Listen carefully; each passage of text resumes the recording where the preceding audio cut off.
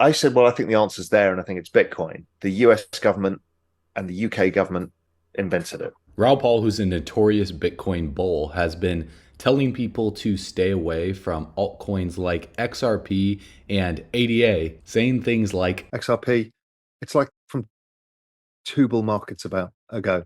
You might be right, you might love it forever. Just please move to whatever the strong momentum is. I know there's that fear in your head is this time it'll be the big one. You'll get plenty of notification, you get back in, but don't miss the bull market because you're in a narrative of past. And the communities are huge. And I don't want to get attacked by people online for this, but I just feel like you're being done a disservice by being in a cult. Our job is to be mercenaries. We're in the job to make money, not to be a cult. Cults don't make money except for the leaders. I know it hurts people when I say this. Cardano, XRP, there's a whole bunch of these. I really hope you're right. if we look at the XRP to the US dollar price chart, not only did XRP do a 15x last bull run, that's like turning $1,000 into over $15,000 from the bear market bottom of COVID to the top in April of 2021. All of that happened while Ripple was going through the lawsuit with the SEC, giving massive uncertainty about XRP, and it still did over a 15x. So in this video, I'm going to explain why I sold all of my Bitcoin and bought XRP. We're comparing the Bitcoin price chart to the XRP price chart. We're looking at Bitcoin's dominance, what's happening with XRP in other countries being used for payments, Robinhood announcing a partnership with Bitstamp and Ripple to launch a derivatives market exchange, how to make significantly more money this bull run rather than joining the Bitcoin cult and just holding Bitcoin. We're also talking about XRP to the Ethereum price chart, XRP's market cap dominance compared to the rest of the industry and what's about to happen next, what Gary Gensler said about XRP before the SEC filed the lawsuit that will blow your mind, the CEO of Ripple, Garlinghouse, putting a nail in the coffin for anyone that thinks XRP is going to go away, Jerome Powell, the head of the Federal Reserve, talking about their new instant payment plan in the United States and the ties that this has to Ripple, ACI, Swift, and what altcoins I am bullish on for the rest of this bull run to have the best diversification strategy to make the most amount of money possible. So comment 777 if you're feeling blessed, comment 777 if you're feeling bullish, and if you're going to become the first millionaire in your family tree, confirm it by tapping the subscribe button. Let's run it.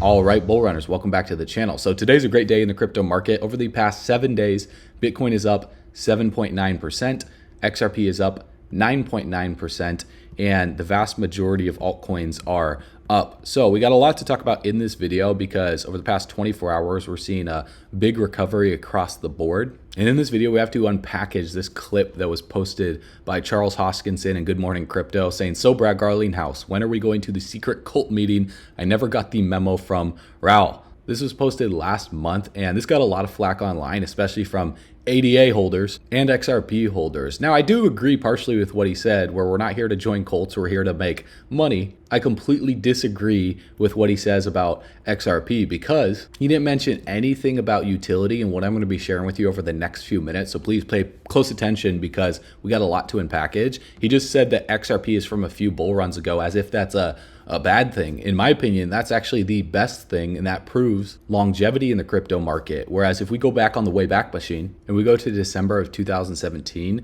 when Bitcoin's price was at $14,000, Ethereum was at $460, we can see Ripple was up on here at 24 cents before it skyrocketed to $3. And then we have other projects like Cardano up here, then Ethereum Classic, Stellars, Lumens, Neo, EOS, Populous, BitConnect, and Lisk, which are not a part of this list. So each bull run, there's certain trends with projects that pop up and can make you a lot of money, don't get me wrong, but those aren't the projects that you hold long-term to create generational wealth. Those are the projects that you might hold for one bull run or just a few months during a bull run, and those are your temporary trades in the market, where if you don't take profits and you ride those to the bear market bottom, they go away and then they're not in the top 100 anymore, like Monocoin, 8share, Ardor, BitShares. So many of these project guys are not, Einsteinium, are not around today that were a part of the top 100 in that 2017 bull run, because trends change and like 90 to 99% of projects aren't going to last, and only the real ones that are proven to withstand the test of time are going to last. And in my opinion, those make up the majority of my portfolio, whereas the trend-based products and projects and cryptocurrencies are for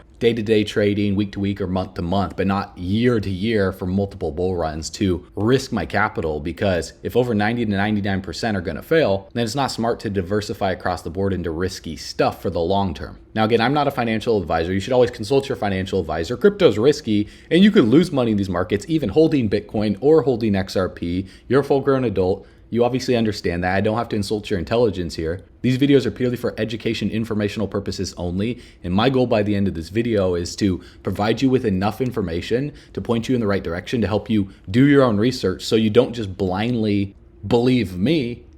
I want you to verify this information for yourself, and I don't want you to just blindly believe Raoul, because clearly he has his own bias too, because he holds Bitcoin. So yes, I might have my own bias because I hold XRP, but I like to base my investing decisions off of logic, off of facts, rather than emotion and tribalism, because as human beings, we're very tribalistic creatures, like sports, religion, politics. We turn it into tribalistic behavior when we believe in something, and the tribal leaders that are at the top of the pyramid for each of the tribes, whether it's in politics, Democrats, Republicans, you can see the polarization there. Now in crypto, it's no different. There's the Bitcoiners that only believe in Bitcoin, they only hold Bitcoin, that's all they do. There's altcoiners that are vastly diversified, and then there's cults for like each specific community. Like Ripple XRP holders definitely have their cult, and I understand this because I've been making XRP videos for years, so it seems like I'm a part of that cult. But the reality is I position myself where the future is and where the most money is going to be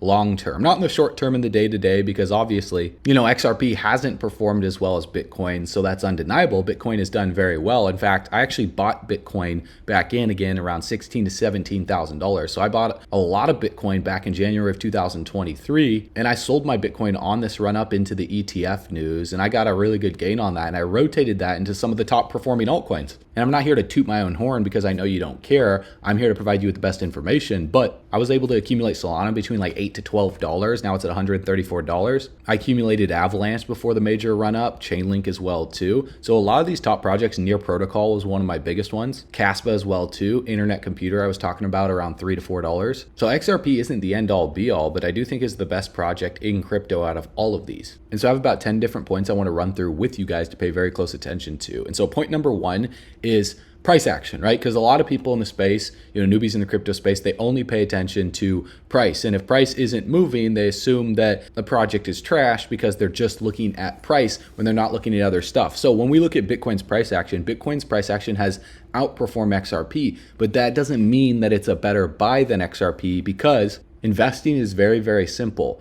The people that make the most amount of money, they buy low, they sell high. So Bitcoin right now is hovering around its all-time high, and it's off it at about 20%. If we look at XRP is sitting at about 58, 59 cents right now. Its all-time high, it's off at about 4 to 5x. So in terms of multiples, in my opinion, XRP is a better risk to reward ratio because the multiples to get back to the all-time high is a lot higher. And for Bitcoin to go to $200,000 this bull run cycle, that's only a 3 to 4x. That's definitely not going to create generational wealth. And you have the macro bulls out there like Michael Saylor that are saying Bitcoin's going to like $10 million or more, but that's over the next 10 to 20 years. The next point that I have is Bitcoin's market cap is at $1.2 trillion. If you look at XRP's market cap, it's only at $33 billion. So for XRP to get up to Bitcoin's market cap, that's between a 30 and a 35x for XRP. Now, another point is when you look at people like Raoul or Michael Saylor, they have a lot more money than the average person, so they can't afford to take as much risk. Now, there is a risk to reward scale and a ratio here. The further down the list for the altcoins that you get, the higher risk that comes with those projects, but also the reward increases as well too. So that's why diversification strategy is very sound. Now, I'm not telling you to not buy Bitcoin. I'm just telling you what I'm personally deciding to do. I already did buy Bitcoin. I sold my Bitcoin for a profit. And now I believe that XRP has a higher upside. And in terms of risk to reward ratio, the reward is very, very high in my opinion for XRP. Long term, I'm not talking about day to day. I'm talking about long term for this bull run and multiple bull runs after this. And the risk for XRP has been diminishing due to what's happening with the SEC that I'm going to be explaining in a little bit for you guys. So in terms of a large cap project, XRP is the only altcoin that has the clarity that has been through the lawsuit. The only infraction, so to speak, that Ripple has is the $125 million that they have to pay for how they sold XRP. But XRP in it of itself on the secondary market is not a security. So that was a major win for the industry. And when we look at the whole industry compared to Bitcoin, last bull run, from the bottom of 2018 to the top of 2021, Bitcoin did roughly a 20x. Well, when Bitcoin went up 20x, what happened to total 3, which is the entire altcoin market excluding Bitcoin and Ethereum? Well, altcoins went up 40x, so they doubled Bitcoin's growth. So this is a clear-cut fact here that when Bitcoin goes up, the entire altcoin market goes up even more. Now, that doesn't mean you should spread yourself too thin and buy every altcoin out there. You have to know strategically which projects are going to outperform Bitcoin. Otherwise, you might underperform Bitcoin. Because currently, right now, Bitcoin is absorbing more of the altcoin market. It just broke out on the dominance right here at 58%. I talked about this in previous videos, saying how Bitcoin's dominance will most likely trend higher and see a parabolic blow off top before we see alt season. So right now, Bitcoin is actually going to outperform the market until this changes in this uptrend. When we see a break of this ascending support right here and it flips and holds as resistance, then we would see Bitcoin's dominance drop and a lot of that money to flow into specific altcoins like what happened back here during the last bull run. Now, that doesn't mean that Bitcoin does bad. That just means that altcoins start doing better than Bitcoin, because as you can see during the bull run from 2018 until 2020, when Bitcoin really started to break out at the beginning of 2021, well, Bitcoin was breaking out, but altcoins were breaking out harder. So when Bitcoin's dominance dropped, that doesn't mean Bitcoin necessarily goes down. That just means more money's flowing into altcoins because smart investors over in Wall Street, institutions are coming in. They're realizing the same things that I'm telling you right now, rather than just buying into the Bitcoin cult and only holding Bitcoin. What happens here is when we go to categories on coinmarketcap.com and we look and sort based on market cap right here, and we go to the highest market cap first, you can see that it says Almeida, Research Portfolio, Multicoin Capital Portfolio, and the market cap of these portfolio capital companies is larger than Bitcoin. If we just click on any one of them, for example, if I click on Pantera Capital Portfolio that holds over $1.5 trillion in their portfolio, you can see that they hold a lot of altcoins. Ethereum is number 1. XRP is number 2. Why would XRP be on the list if they weren't bullish about it? So they're holding more in their portfolio than Raoul Paul's net worth, and same with Michael Saylor's net worth. So the law of the lid, I listen to the people that have the results that I want. So if a portfolio capital company is holding $1.5 trillion in their portfolio, then what that means is other companies are going to follow their example and they're just simply going to do the same thing. And that's what pumps the altcoin market. Now, another thing that's going to boost a project like XRP is adoption from major companies and massive partnerships long term. Now, in the short term, we generally don't see that effect on the chart in terms of price action. But if you look right here with Robinhood announcing a partnership with Bitstamp and Ripple to launch their derivatives market exchange, they know something the average retail doesn't know about Ripple and XRP. And if you think about a business or an institutional investor, they also want access to the things we offer. They want 24-hour access to the equity markets, they want industry-leading margin rates, a great customer experience. So over time, I do think you'll see us branching more out into serving other types of customers, not just retail, but also businesses and institutions. And to that end, we announced an acquisition of Bitstamp, a global crypto exchange. One of the things that's very attractive about that business is that it's not just international, but also institutional. It gets us access to an entirely new customer base that we're not directly serving today. I think we can do more and more of that over the next 10 years. We are launching our own derivatives exchange in the next few months, so that's something we are most excited about and really hope to cooperate closely with Ripple there as well. In final stage of integration of really some top 30 commercial banks globally on Bitstamp as a service. So these commercial banks will offer crypto through Bitstamp. So that's definitely something we are very proud of. Also, XRP has been officially added as a payment option via Surfy in South Korea, where you can now pay with XRP in every single store in South Korea. This video was just a demonstration and now it's official. Their team over at Ripple has been saying that they're focused heavily on the South Asian region, and the CEO of SBI in Japan said by 2025, every bank in Japan will use XRP. And so while Ripple was fighting the SEC over the past few years, Ripple was making strategic partnerships in other companies to position XRP as that global currency. Also, in a clip that I played in a previous video, Brad Garlinghouse said that the early developers on Bitcoin made XRP to make something better. And also in this clip right here, they played on the beginning of this video from the interview with Impact Theory, where Raoul says that he believes the NSA created Bitcoin. Well, interestingly enough, the CTO of Ripple, David Schwartz, underneath his About section, he's one of the original architects of the XRP ledger. Prior to joining Ripple, David Schwartz was Chief Technology Officer for Webmaster Incorporated, a Santa Clara software developer. He developed encrypted cloud storage and enterprise messaging systems for organizations like CNN and the National Security Agency, NSA. And him, along with other prominent figures in the space, whether it be banking, media, technology, payment providers, etc., they're all on NDAs, non-disclosure agreements, where they can't talk about certain things that Ripple doesn't want them to talk about. So there's a very specific unspoken reason why the SEC sued Ripple, because why would Gary Gensler, my biggest question for you is this, why would Gary Gensler change his tune and his stance so drastically after saying this? Much of the cost is because you're moving from one ledger to another. Sorry to get sort of down into the accounting, but you're moving from one fiat currency to another fiat currency, which are in essence kept on two different ledger systems called two different commercial banking systems in, did you say Tanzania to Nigeria? So you have two different ledger systems. And over the centuries, a whole process of Nostra accounts and the setting up of the account base to do that. It can be done on blockchain and between two central banks, but the thinking is that you might need some bridge currency between Tanzania and Nigeria, and there's a number of blockchain technologies that do that. That basically, instead of SWIFT, which is just a messaging system, and then the banks have to somehow pre-fund in Nostra accounts. I hope I didn't lose too many people, but this is about the technology of banking, not the technology of blockchain.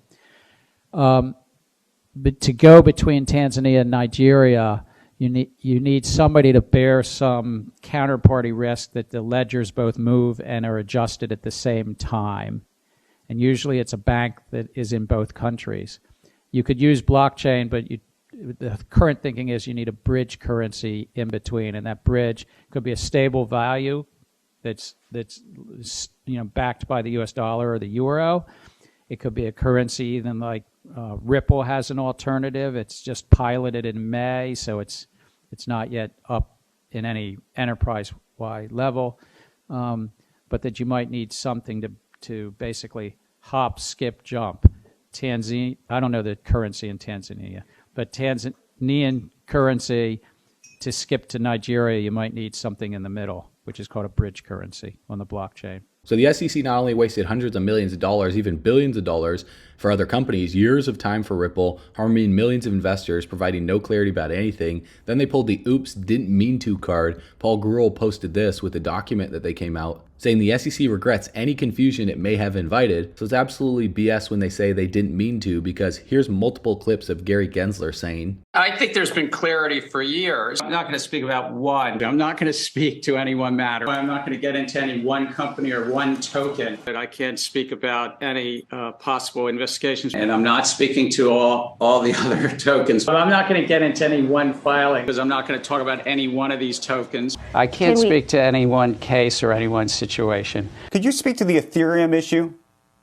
I'm not going to go into any one set of conversations between the agency and a company. Not want me to speak about any one set of facts and circumstance. And the laws are clear. The law is clear. I think the law is clear. So regardless of whatever reason the SEC sued Ripple for multiple reasons, whether it's to slow down adoption because they didn't want it to move too quick, whether it was to save Ethereum, whether it was certain insiders paying Gary Gensler that nobody knows about, we're here to focus primarily on the facts. And the fact of the matter is this. Brad Garlinghouse put the nail in the coffin with this statement right here for why personally I choose to hold XRP long term. One of the things we all have to remember is that the value of a token over the long term is really going to be derived by its utility.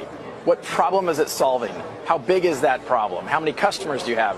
There's no question there's a lot of hype in this system, and I don't actually think that's a good thing. For Ripple, we use this digital asset called XRP to settle liquidity needs between banks. So today there's $27 trillion parked at different banks around the world so they can make payments between each other. Our view is you can use a digital asset like XRP to do that in real time. Because XRP has been so efficient, it settles a transaction about 3 seconds compared to Bitcoin. So it just passes through that currency for that period of time. That's correct. So two of the biggest downfalls for new investors in the crypto market, in my opinion, is based on hype and impatience. So because people are impatient, they'll sell out of a crypto asset that is going to perform really well in the long term, and they'll follow something that is very hype driven to try and make money fast, and they end up losing more in the long term than if they would have just held the best utility driven projects. And I've definitely had that happen to me, where new project pops out, it seems exciting, you can catch some major gains, but then you don't take any profit, you write it back down to zero, and then you're left holding the bag, whereas VCs sold on you at the top, and then you're waiting for a project to recover, and most of them never do. Now, hype-based projects reminds me of what happened with fidget spinners, where if you position yourself properly in projects that are hyped up, you can make money, but you got to know when to sell those projects and rotate those profits into more long-term investments that are going to be around for multiple decades. And so when we listen to what Jerome Powell says here, mentioning XRP without even mentioning it, this is their plan for the Federal Reserve instant payment system. We're also, as you know, investing heavily right now in building a new settlement system for instant payments in the U.S. It'll be the first such major expansion of our core payment system since the 1970s. We found the case for this quite compelling for consumers, businesses, and just ensuring that all financial institutions have access to the payment system. So I'm not directly saying that the Federal Reserve is going to use XRP, but what's interesting is FedNow went live on July 20th. It just so happened that Ripple won the SEC lawsuit on day 13th, 7 days before FedNow. So FedNow will allow financial institutions to work with fintechs, financial technology companies, to implement either mobile apps or online banking platforms that their customers can initiate transactions with. The FedNow service is also going to be using ISO 20022 specifications. And if we look at ACI Worldwide and Swift, well, ACI Worldwide is powering FedNow. It supports around 10% of global Swift traffic and is a partner of Ripple to change cross-border settlements. And if we look right here where it says ACI supports real-time schemes around the world, meaning that any bank can use real-time payment systems to support Swift, FIN, GPI, distributed ledger technology. It has Ripple right here and wire and immediate payments. So in life, business, and investing, I've learned over the years that it's not about having the first laugh. It's always about having the last laugh. It's not about winning the battle, it's about winning the war. And that's exactly what XRP is going to do. Now, if we look at XRP to Bitcoin's price chart, XRP's been losing the battle in the short term in terms of price action. But again, only newbies care about price action. Crypto veterans understand that volatility is the price of opportunity, and also long-term, XRP's price action is actually doing very, very well. It's been up since 2020 in this healthy uptrend in the symmetrical triangle. When we compare XRP to the Bitcoin price chart, Bitcoin's just been outperforming XRP in the short term. But remember what I said at the beginning of this video, where the smartest investors, what they focus on is buying low and selling high. And so we've just been seeing this descending resistance right here on XRP to Bitcoin's price chart, where XRP has been constantly underperforming Bitcoin. But there's been multiple points, and I mentioned this in previous videos, where XRP to Bitcoin has come down within this support right here. And the past 1, 2, 3, 4 times that this has happened, I've put a vertical yellow dotted line on the chart for what happened to XRP's price after that. And every single time, 100% of the time, XRP has rebounded either shortly or after that, whether it be weeks or months later. We're not focused on specific days here. We just want to know, will holding XRP perform well long-term based on where we're at right now? And so obviously, my stance would be different about XRP if we were all the way up here on like the 1st of January or all the way up here on the 19th of April when XRP has drastically pumped up compared to Bitcoin. So I will be making videos telling you guys it's too late to get XRP. As XRP is breaking out and performing really, really well towards the end of this bull run, it's not smart to be funneling money in when all of the hype is there. But when nobody cares, that's when I care. When everybody cares, that's when I hedge my portfolio and I take profits, because it's simple economics here. When the price is high, all of the retail are going to be looking for ways to buy XRP. It's just how the world works, guys. People don't like to be bored. And crypto is very boring when the price action isn't doing anything. As you know, since the markets have been selling off, views on YouTube have been down. I'm a creator, so I understand that. I look at metrics every single day. Looking at Google Trends the past 12 months, the word crypto was 100 out of 100 between March 3rd through the 9th, 98 on March 10th. And when the sell-off took place, look at what happened. Crypto started trending down. So this just means that retail, which is a good indicator of where we are in the market cycle, if we zoom out here and we go for the past 5 years, you can see that retail doesn't really care about crypto right now. It's at 13 out of 100. Whereas all the way back here in 2021, in May 9th through the 15th, it was 100 out of 100. So because nobody cares right now, I'm putting literally 100% of my energy into focusing in the crypto market right now. And once we get to the peak where Coinbase in the App Store is ranking very, very high, if not number one, search interest is 90 to 100. XRP, the Bitcoin price chart, is absolutely breaking out and seeing a massive bull run. XRP is breaking this macro descending resistance on this symmetrical triangle right here and surging to the upside. Whether it happens now in 2025, I don't care. It doesn't matter to me because, I've been holding XRP during this entire period right here. And the argument that some people might say is like, well, why have you been holding XRP for this long when you could have traded other projects and rotated it back into XRP? The real reason for that is because nobody knows when XRP will go up. And if you have all of your eggs in other baskets and you have nothing in XRP and it does surge overnight and you start rotating money back into XRP because of FOMO, then that is a losing investment strategy. I don't invest based on FOMO. I assess my risk to reward ratio for the long term, and I invest based on macro market trends. And the largest macro market trend that is bigger than gaming, in my opinion, it's bigger than AI, it's bigger than real world assets. It's the complete overhaul of the financial system with banking, because banking through wire transfers, ACH, is slow, it's archaic, it takes 3 to 5 days. Society naturally evolves over time. If we look at other industries like the automobile industry, it wasn't until Henry Ford created the assembly line that cars were able to go from making like just a few cars per year to hundreds to thousands of cars per year.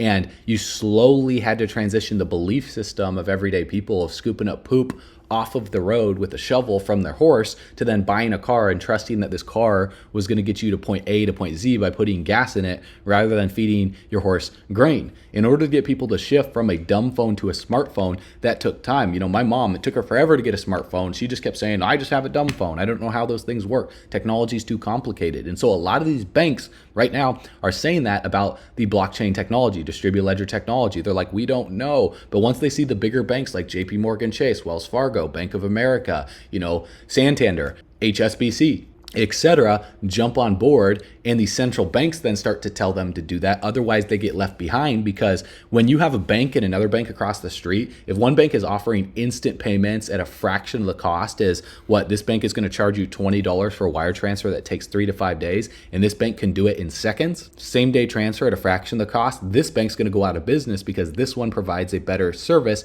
with better utility at a lower cost. That's the biggest macro trend that 99% of people don't see because they're too busy trying to find a hype-based project that's going to make them a millionaire overnight. Now, don't get me wrong. If you guys go to bullrunners.com, you subscribe to our video newsletter, we'll share those projects with you when they come up, because we're focusing on what projects are going to make you the most money. But when we look at XRP to the Ethereum price chart right here, it's been in a downtrend in Ethereum. Now I'm going to put up the psychology of our market cycle right here, because if you study psychology, that's studying crypto. Understanding how mass emotion grabs hold of people in the crypto market and how we really are a collective conscious, a species, just like bees have a collective conscious, fish have a collective conscious, birds. That's why how do they know to form a V in the sky? How do turtles know where to go to lay their eggs? How do salmon know to swim back to their birthplace to lay their eggs upstream? How do they even know where to go? It's a collective conscious. Human beings are no different, guys. We're all connected to nature,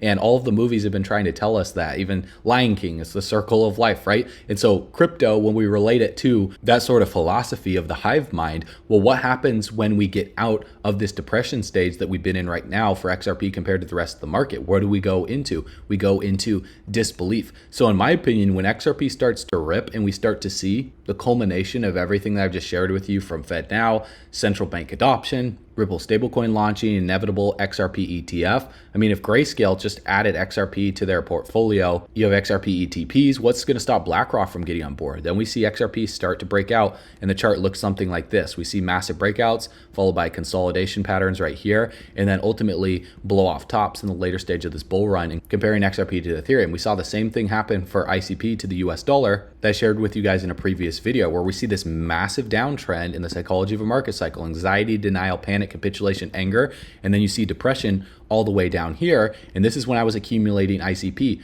all the way down within these levels when I saw a breakout taking place. So just because a project's in a downtrend like this and it's all the way down here doesn't mean that it will always recover. Obviously, if a project was just based on a hype cycle, then it just keeps trending down forever until it loses all of its value. However, right between $3 to $4, I saw ICP breaking out, and it also broke this descending resistance right here on the 4th of December of 2023, and then it almost back tested it as support before breaking out to the upside and testing previous levels that it was at all the way back in March and April of 2022. And then of course we saw the sell-off with the rest of the market. So we see this consolidation period happen right here. And then ultimately, as Bitcoin breaks out, breaks an all-time high, then the dominance drop, then we see money start to rotate back into these altcoins like ICP, you know, the top performers like Solana, Near Protocol, Render, IMX, and inevitably XRP. So if we go back to the XRP to the Ethereum price chart, that's what I expect this chart to look like right here. So when XRP breaks out and ultimately breaks through this zone of resistance right here compared to Ethereum,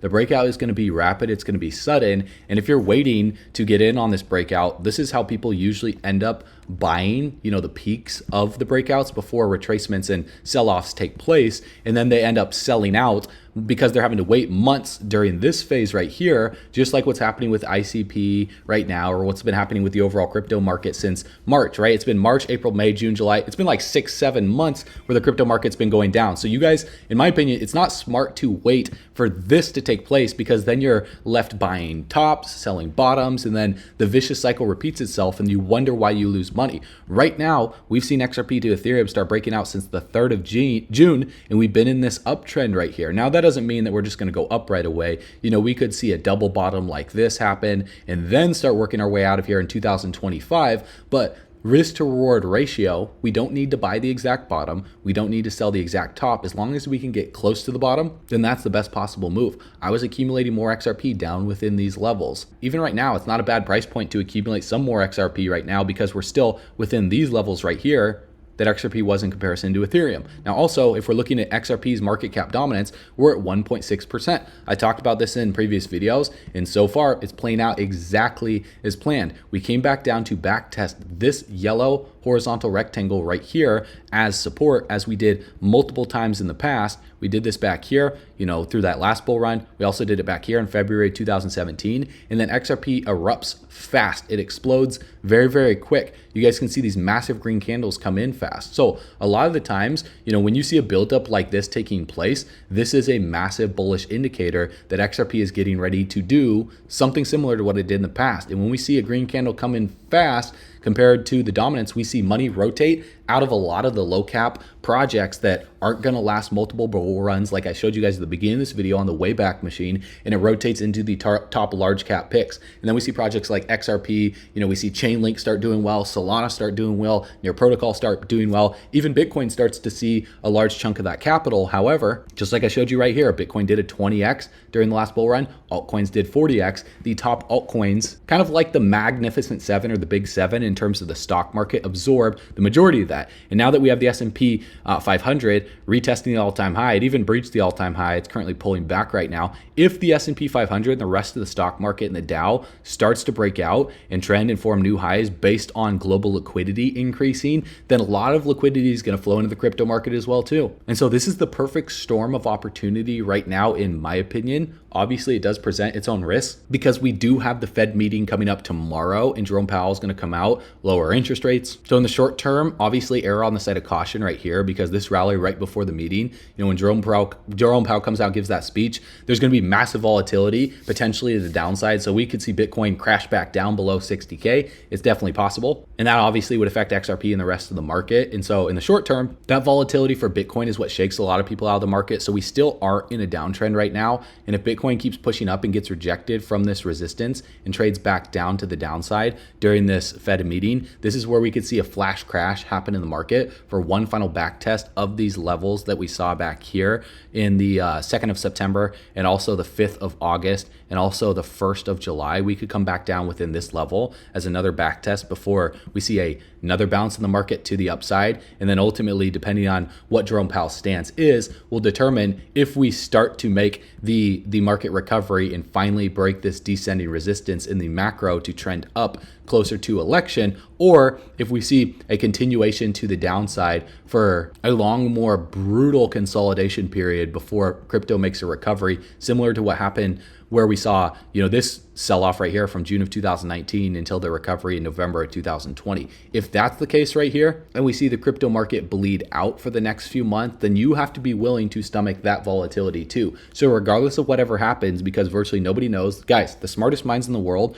don't know exactly what's going to happen next, but the smartest investors in the world know what's going to happen over the next few years, because the Federal Reserve is not going to stop printing money. The dollar is not going to stop losing value due to inflation. And the asset classes of the future, which is, cryptocurrencies, specifically XRP, in my opinion, are going to do well long term. So that's why I'm going to continue to back up my truck all the way to the bank, grab the bags, pack them and stack them, leave no bags left behind, because the spending power of the dollar is just going to keep going down in value. That's a fact. Blockchain tech, distributed ledger technology is going to go up in value. That's the truth. And together we're going camping on the beaches of the moon. So I will see you guys on the next video. If you want to discover how to earn more crypto in less than 10 minutes per day with the #1 play to earn XRP game, then make sure you go to bullrunners.com. The link will be in the description below. This game has the largest liquidity pool in the world on the XRP ledger, and it's the first play to earn game. So definitely check it out. Subscribe to our video newsletter to receive value-based videos like this. You'll also be on the early bird list as well too when we launch our crypto education platform. So that way you guys can get step-by-step guidance and support to be able to make money this bull run, protect your crypto,